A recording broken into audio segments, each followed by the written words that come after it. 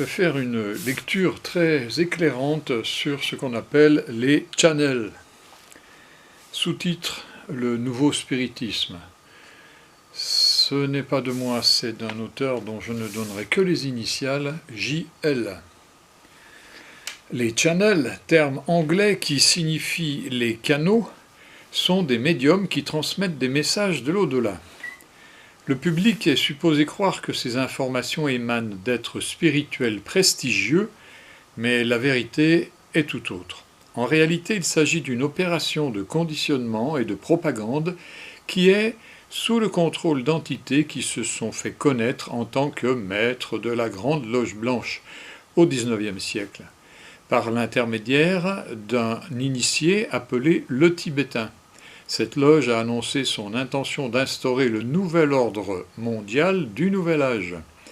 Derrière sa façade d'ouverture, le Nouvel Âge est une entreprise d'essence totalitaire contrôlée par les Illuminati des hauts grades. C'est à partir des centres secrets du Tibet que cette confrérie occulte a œuvré au cours des siècles en utilisant le lamaïsme tibétain comme couverture. Le Dalai Lama est placé à l'avant-scène pour dissimuler le véritable pouvoir du Tashi Lama, le pape noir de l'ordre tibétain. Ces occultistes disposent de pouvoirs télépathiques permettant d'influencer le monde par la technique de focalisation sur un point. C'est ainsi qu'ils ont répandu nombre d'idées que nous croyons modernes, par l'emploi des rites répétitifs du lamaïsme, qui servent d'amplificateurs et de caisses de résonance. Ils projettent leurs pensées dans l'atmosphère à partir des hauteurs du Tibet et les martèlent par des rythmes magiques jusqu'à ce qu'elles se fixent dans nos consciences. Un pacte relie la loge orientale à l'ordre des jésuites, mais on ne sait lequel contrôle l'autre. En se manifestant sous le nom flatteur de Grande Loge Blanche, ces initiés ont influencé des médiums pour répandre la propagande du Nouvel Âge. Cette opération de subversion spirituelle veut fondre toutes les religions dans la nouvelle religion mondiale annoncée par la médium Alice Bailey, disciple du Tibétain. Le New Age prépare la religion unique du nouvel ordre mondial par la confusion des principes et l'inversion de la révélation originelle en un culte rendu au monde et à l'homme. C'est le satanisme spirituellement correct. Le New Age est entièrement luciférien. L'enseignement jésuitique du tibétain alimente les messages des channels et les théories des gourous du New Age. Le discours démagogique s'organise autour de l'idéal de sauver la planète et de s'unir dans l'amour. Mais le but réel de cette surenchère de bonne volonté mondiale échappe au public qui ne peut comprendre que des paroles de sagesse puissent avoir un sens politique. L'opération Nouvel Âge rencontre un succès dans tous les milieux car elle répond à l'espérance d'un âge d'or succédant à l'âge noir actuel. Or, rien de tel n'est annoncé dans les annales cosmiques. Selon la chronologie hindoue, l'âge noir, qu'on appelle le Kali Yuga, l'âge noir commença 3000 ans avant le Christ et il doit encore durer quelques centaines ou milliers d'années. Malgré l'imposture, les propagandistes du New Age ne renonceront pas à leur illusion car ces marchands de rêves ont fait de l'âge d'or leur fonds de commerce. Le but final de cette stratégie est de réaliser la plus grande imposture de tous les temps. Livrer le gouvernement mondial à un sauveur providentiel en jouant habilement sur l'attente messianique enracinée dans les traditions religieuses. Curieusement, ce plan est connu de longue date en Occident puisqu'il a été prophétisé dans le livre de l'Apocalypse. Depuis un siècle, la propagande de la Loge Blanche a parfaitement fonctionné, grâce aux réseaux financiers et politiques sous le contrôle des cercles d'Illuminati, les circuits culturels et scientifiques sont préparés. Les channels abreuvent la sphère spiritualiste de messages qui répondent aux besoins de compensation d'un public perturbé par les manipulations politiques et qui souffre dans l'étouffoir matérialiste. Peu à peu, les croyances New Age s'imposent dans tous les milieux, car elles proposent une ligne directe vers le monde invisible, guide, être de lumière, ange. Or, ces entités faussement élevées ne sont que des désincarnés rétrogrades en perte de vitalité et qui recherchent des proies. Certains channels illuminés ont subi un développement occulte négatif qui les a connectés à leur surmoi karmique, le gardien du seuil, d'où leur prétention et leur titre aussi prestigieux que grotesques. Victimes d'un mirage colossal, ils trompent en toute bonne foi. Confrontés à la contradiction, ils se réfugient dans une attitude de supériorité spirituelle qui interdit le débat. Ces messages de désinformation, dont nul ne peut vérifier la provenance, mais qu'on présente comme émanant des plans subtils, sont en réalité des injonctions hypnotiques pour empêcher le public de prendre conscience de la véritable situation mondiale, car les choses ne vont pas bien pour les maîtres de l'opération Nouvel Âge. La force de leur propagande est à la mesure de la déstructuration de leur empire sur les plans invisibles. Pour faire face à la crise qui les menace, ils doivent mettre le paquet au risque de se voir éjectés par de puissantes forces cosmiques. C'est pourquoi les channels rivalisent d'imagination pour détourner les chercheurs de vérité vers un au-delà fantasmatique peuplé de guides spirituels, d'êtres de lumière et de maîtres ascensionnés qui ne sont que des vampires menacés d'expulsion par les puissantes forces de renouvellement de l'ère du Verseau. Difficile à croire pour ceux qui sont intoxiqués par les rêves et les châteaux en Espagne des plans subtils. Depuis ces dernières décennies, la propagande a d'abord mis en valeur le plan astral, puis au fur et à mesure que des expérimentateurs ont visité ces domaines, où séjournent les morts et les rétrogrades des anciennes initiations, on est monté d'un niveau, en passant au plan mental, puis au plan intuitif, jusqu'au plan causal. Aujourd'hui, les channels prétendent être en contact avec des dimensions non manifestées, mais les informations qui proviendraient de ces plans ne pourraient pas être mises dans des mots. Toutefois, ne perdons pas de vue qu'il existe d'authentiques initiés qui disposent d'une conscience interdimensionnelle. Il ne faut pas confondre ces visionnaires avec les voyageurs de l'astral et autres pèlerins du Shambhala d'opérette. Il est difficile de faire le tri. Pourquoi les dieux siégeant à la frontière de notre univers seraient-ils concernés par nos affaires? Et pourquoi ordonneraient-ils des mesures politiques pour changer le monde? Il faut vraiment méconnaître les lois métaphysiques pour croire que le destin karmique de l'humanité pourrait être modifié pour plaire aux idéalistes du Nouvel Âge qui exigent de vivre dans un monde à leur convenance alors qu'ils ont généré eux-mêmes leur malheur depuis des millions d'années. La mystification saute aux yeux de quiconque sait que l'homme est une âme vivante qui s'est projetée dans la matière dense en s'écartant volontairement du centre de l'univers divin.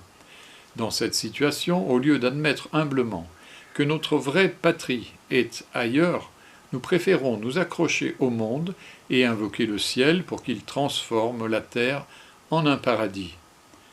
L'idéologie Nouvel Âge est une aberration qui ne correspond à rien dans l'univers.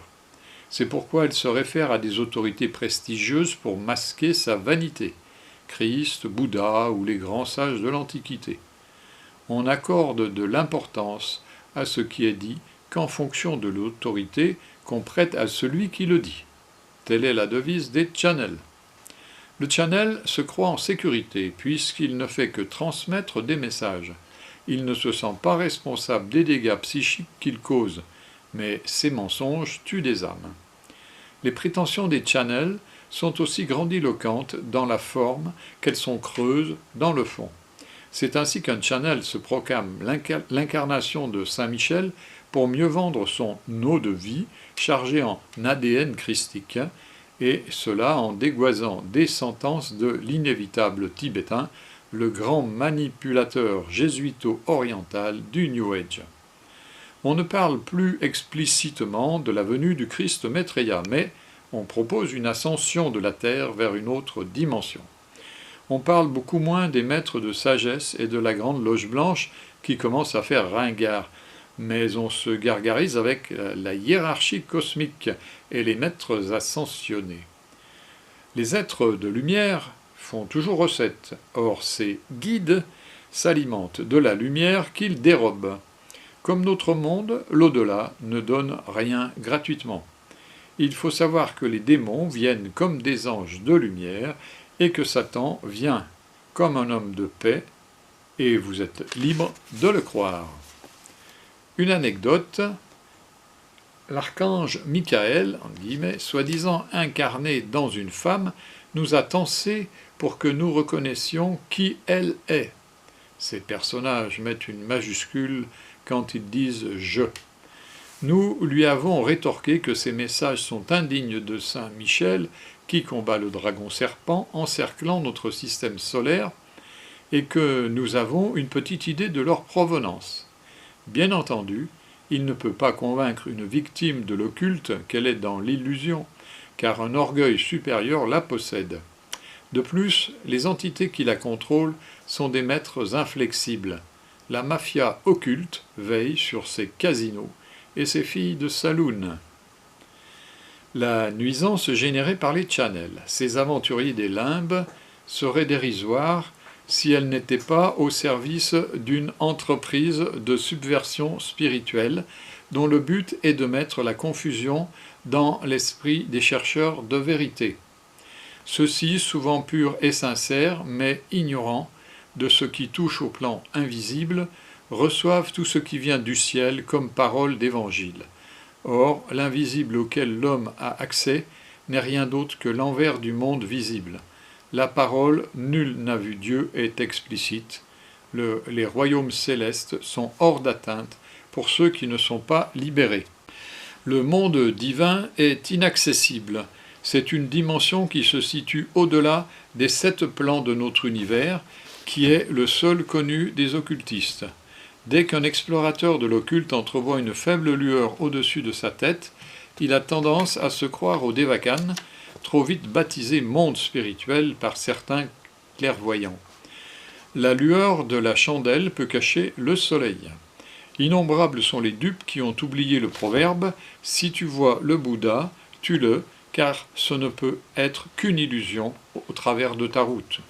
Si tu vois un maître ascensionné, tue-le avant qu'il ne te mange la tête et le cœur. » Le nouvel âge est vénal, c'est pourquoi son emprise se renforce dans notre société de consommation.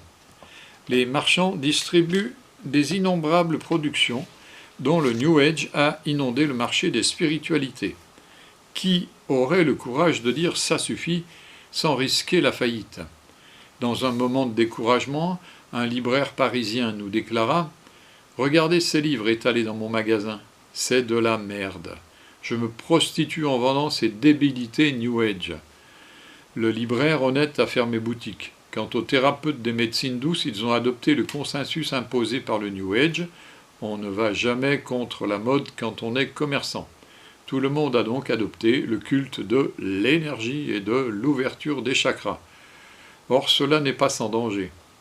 La rencontre du yoga et de la psychologie californienne a produit le développement personnel et ses innombrables méthodes. Comme son nom l'indique, le développement personnel est le règne de l'ego décomplexé. Il faut s'aimer soi-même, aimer son corps, développer ses pouvoirs latents, s'harmoniser avec les plans subtils, faire vivre son moi profond ou bien s'unir dans la paix et l'unité, vivre dans l'amour inconditionnel et tout ce fatras sirupeux qu'on lit dans la littérature New Age. On distribue généreusement de belles paroles creuses, mais on n'oublie jamais de passer à la caisse. La lumière, c'est de l'argent. Parlons un peu de ces chakras qui fascinent tant les profanes depuis que le yoga les a fait connaître dans les années 60. Compte tenu de l'usage qui a été fait de ces connaissances, les yogis auraient mieux fait de rester dans leurs retraites himalayennes. Dans les civilisations traditionnelles, les initiés préservaient leurs connaissances en parsemant leurs écrits d'erreurs volontaires afin d'écarter les importuns et de tromper les imbéciles, selon le dicton zen. Une connaissance ésotérique digne de ce nom demeure secrète, c'est pourquoi les écritures sacrées, telles que la Bible, sont codées. Cela est vrai pour les écrits magico-techniques de l'Inde, dont les aphorismes dissimulent des clés qui peuvent signifier le contraire de ce qu'ils semblent vouloir dire. Cela a pour but d'écarter les indésirables vers de fausses pistes où ils risquent un moindre mal. Une technique pour élever le taux vibratoire de l'organisme est l'usage du souffle rythmique, le pranayama. Se basant sur les traités en circulation, l'adepte peut parvenir à se soulever jusqu'au plan éthérique. Cette accélération de la rotation des chakras attire une quantité de prana solaire plus importante, d'où un sentiment de bien-être qu'on peut confondre avec une expérience spirituelle authentique qui n'est jamais conditionnée par des techniques magiques mécaniques. La sphère du New Age s'est donc jetée avec avidité sur les méthodes d'éveil des chakras pour vendre des trucs faciles à un public occidental qui veut des résultats rapides en échange du moindre effort.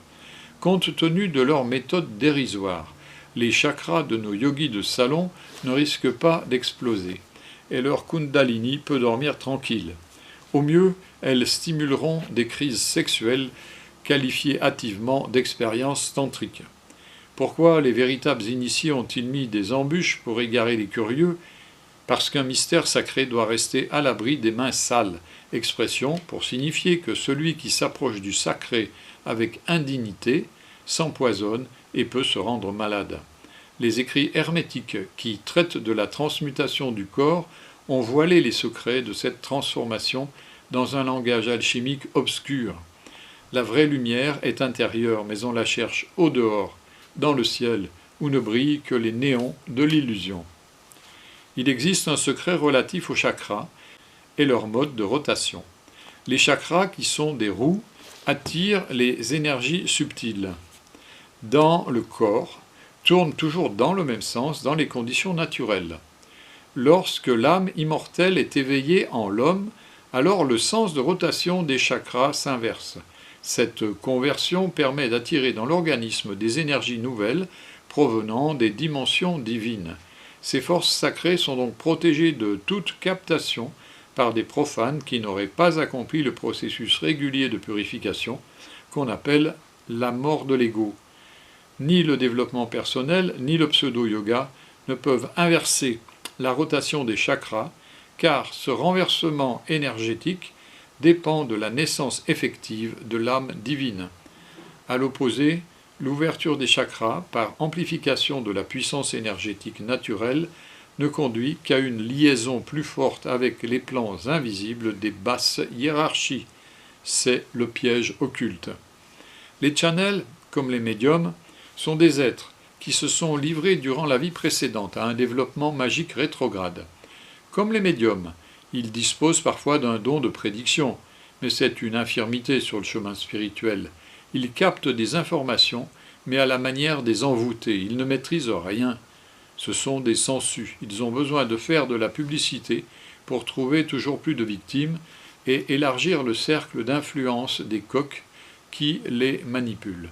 Les coqs sont des entités désincarnées qui restent attachées à la terre. Leur ego est branché sur leur surmoi subconscient qu'ils confondent avec le soi. Ils ont une habileté de dissimulation qui leur permet de se faire passer pour des serviteurs de lumière. Ce sont de faux prophètes, quoiqu'ils puissent être sincères, car ils sont éblouis par la lumière de Lucifer. Aveugles, ils guident les aveugles et orientent leurs disciples sur la voie large des mirages de Maya, le reflet de la réalité. Ils manifestent leur égotisme par des titres prestigieux comme cette femme qui se présente en tant qu'incarnation de l'archange Michael pour vendre ses gris-gris. Comment peut-on déchoir jusqu'à se prendre pour l'archange Saint-Michel? Dès le départ, il faut brûler du désir de devenir quelqu'un dans la pyramide luciférienne. Or, les places au sommet sont rares, et il est difficile de se frayer un chemin jusqu'à la cour du prince. En réalité, lorsqu'on observe des channels, ils remplissent des rôles peu honorables, comme les rabatteurs de foire qui haranguent les badauds. Ils sont eux-mêmes exploités, mais ils aiment se croire au-dessus du panier. Le channel n'est qu'une péripatéticienne qui travaille pour les souteneurs de l'au-delà. En résumé, les channels sont contrôlés par une loge occulte qui poursuit un but politique, la confusion spirituelle. Ces channels sont investis de la mission de diffuser des messages à caractère pseudo-spirituel. Ces révélations creuses n'offrent jamais de perspective libératrice, mais au contraire, elles brident la découverte de la vérité. Elles brouillent les ondes de l'ère du Verseau par une caricature de spiritualité afin de faire barrage à la vérité. Voilà, on a reçu sa dose là. Alors rendez-vous pour un prochain chapitre ultérieurement.